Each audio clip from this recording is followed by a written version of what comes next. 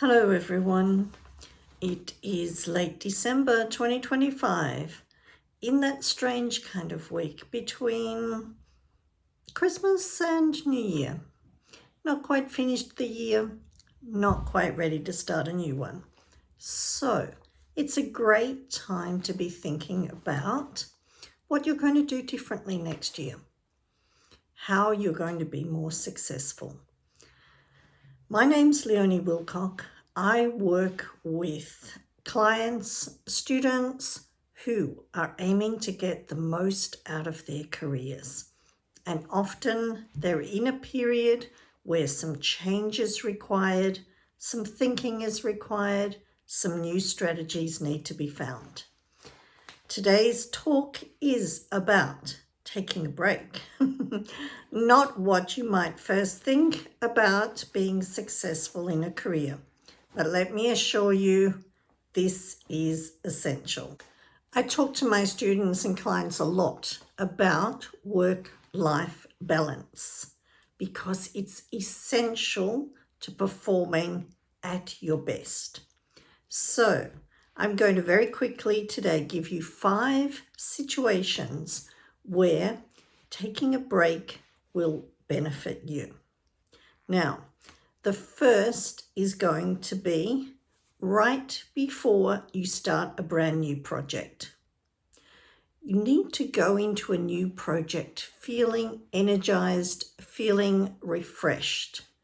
Don't jump straight from meeting a deadline to half an hour later pumping out something new.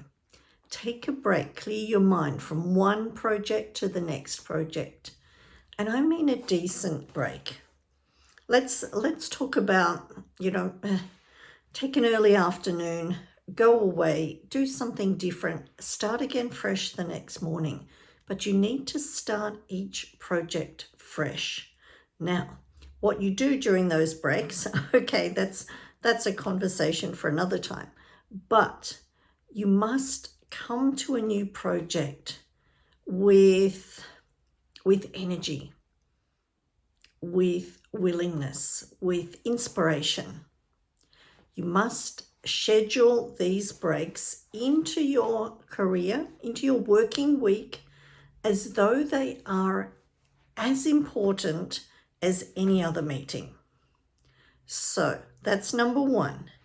Before you start a brand new project. Okay, whether it means, all right, a good night's sleep, or on the other extreme, a night out with some friends. Take a break and clear your mind from one assignment, one project you're working on, to beginning the next one. Here's the second scenario where you need to schedule breaks. Now, ideally, you do this before you start your project. Schedule breaks interspersed with the work.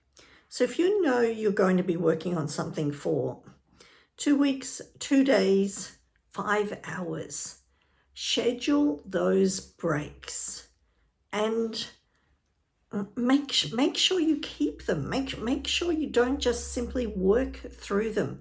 Schedule those breaks, because even if it's a 1-day project, a 5-hour project, you're scheduling those breaks for every hour for 10 minutes.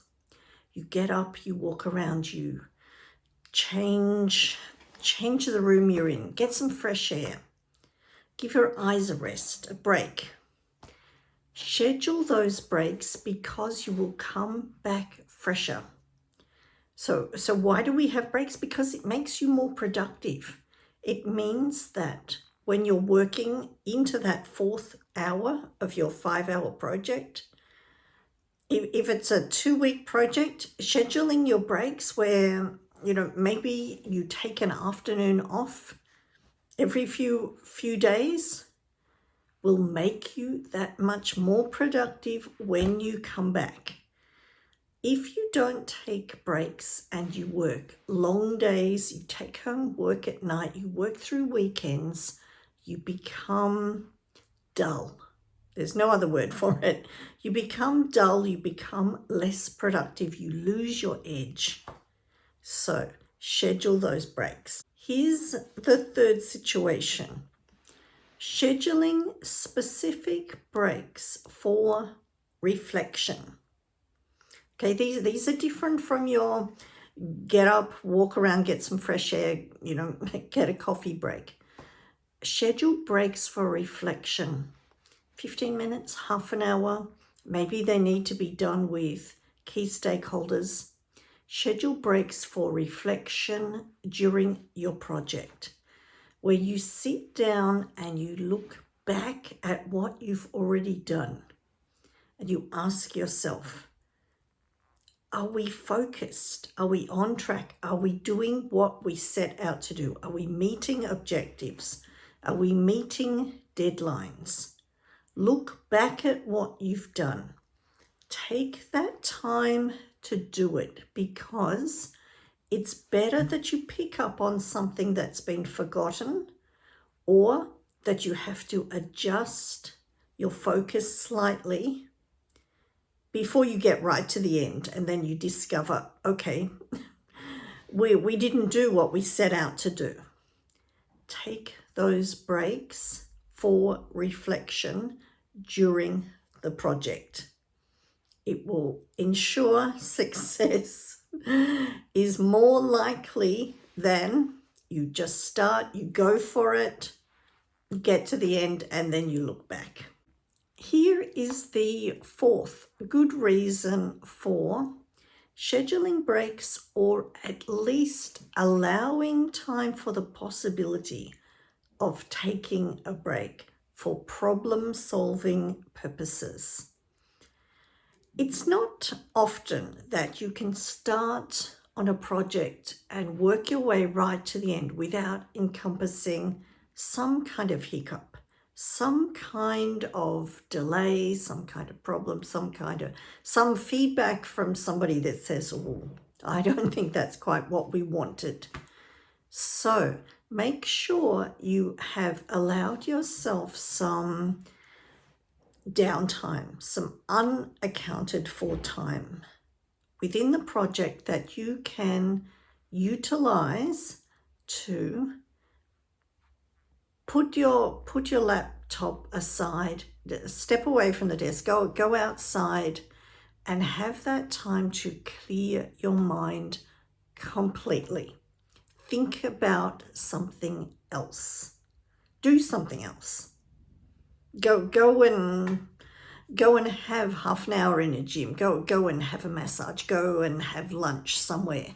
Completely different.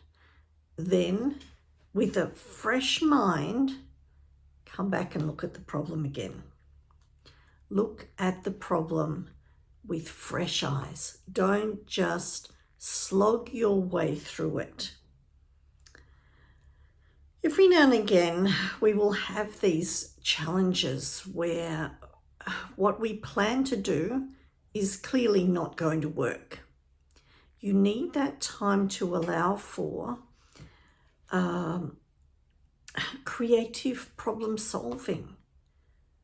Look, if you don't utilize all the time, all the spare time you've set aside, fantastic. Make sure you schedule some downtime within your project. Time to reflect on how to problem solve something that happens during the course of the time. You will really appreciate cutting yourself some slack rather than pushing to meet deadlines where there is no extra time available. Having that extra time to sit down and think professionally, having that time to do something that requires purchasing something new, getting something delivered, consulting with someone who's not immediately available is priceless. Plan for some problem solving time and use that break where you clear your mind and you go back and address the problem with a clear head, with some fresh ideas. My final point for today, my final point on taking a break, if you really need to be persuaded to do so at this time of year, take a break consistently throughout the year, okay? Schedule breaks consistently. They don't have to be 1 week trips away. They can be half-day breaks, 1 whole day breaks. Why? You need to value yourself. Value yourself as a resource that needs that downtime in order to perform at its best. I guess it's like any piece of machinery. If you use it continuously, eventually it will run hot, it will need to be switched off, it will stop working, okay? You are the same, but you will burn out a lot quicker than a piece of machinery. Schedule yourself some downtime to take breaks and appreciate yourself. Take time to rest. Take time to think. Take time to learn new things, to talk to new people, to visit new places. These kind of so-called disruptions to your working life, your working year, will be invaluable because you won't be so burnt out by the time you get to the end of the year.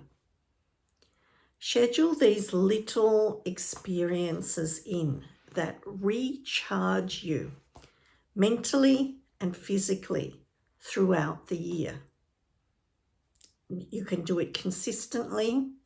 You can do a long break, a short break, a day break, a week break. Doesn't matter. Reward yourself and nurture yourself. You are your own best resource. When you don't work at your best, nothing else you use will compensate for that. You need to value yourself. So, all right, this is the end of my take a break. And sure, I have to really argue this point with some of the people I work with, because at first they don't see it. They think, I've so much to do, I've deadlines to meet. But this is why you're stressing about meeting those deadlines and you're physically sometimes not able to do so because you haven't looked after yourself before this point, before the pressure kicks in. Take a break. That's all I'm saying. Take a break and make sure you schedule them for all the reasons I've just discussed throughout the year. All the best for next year.